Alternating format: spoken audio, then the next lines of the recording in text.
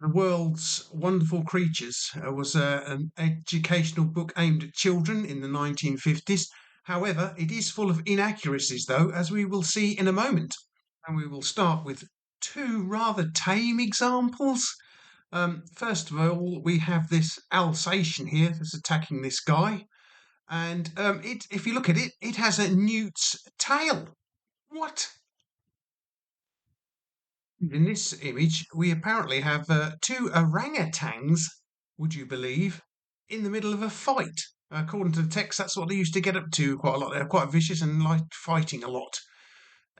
These don't even look like orangutans. Mrs. Rathbone thinks they look like pre-men sort of thing, early men. But I think they look like chimps. Okay, then let's move along to the main part of the video, guys. This very rare book has some very inaccurate depictions of dinosaurs and such creatures. They're not very good at all. Let's take a closer look at them, shall we?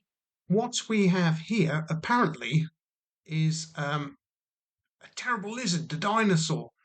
This one lived in Mongolia and was as big as one of the largest elephants that we have today. And apparently, this thing used to live on flesh. Well, no, this is actually a protoceratops. It's not as big as an elephant, as you can see here from this image. So that's, yeah.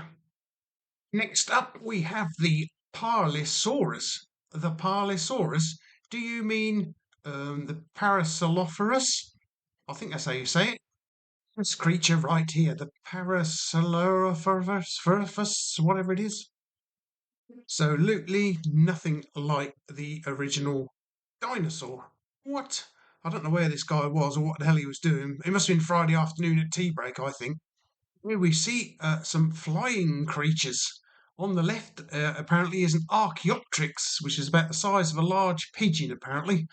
On the right, we have some pterosaurs of some descriptions, not sure what they are. But what on earth is that thing upper left? What's that? Well, fortunately, I found another image of the thing, whatever it is. I think personally it's a gliding wolf. Can you imagine how spectacular that thing would be and how scary it would be if we still had them flying around today? I wouldn't want to be anywhere near one, would you? I think we're all familiar with the woolly mammoth, but did you know they used to live in tropical zones too? I mean, just look at this. Look how the guy is dressed.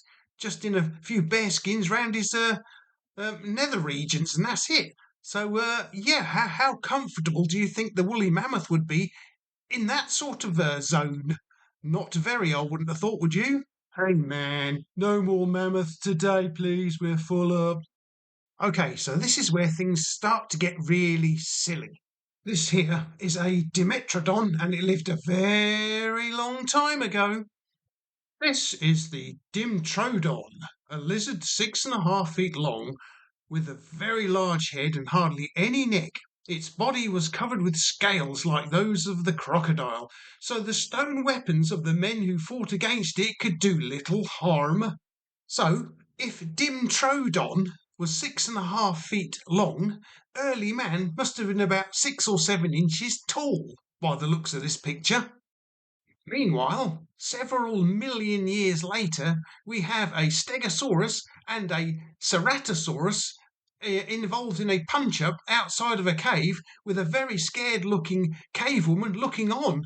However, reality was quite another thing altogether.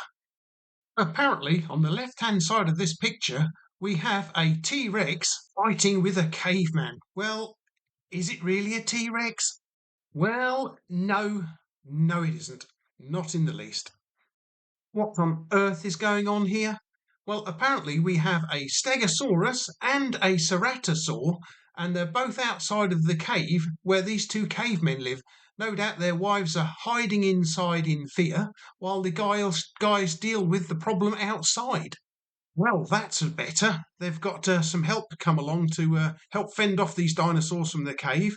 Even if they are using stone hammers and spears, I hope they can clear them out. Although this is probably a little bit more realistic of what would have happened.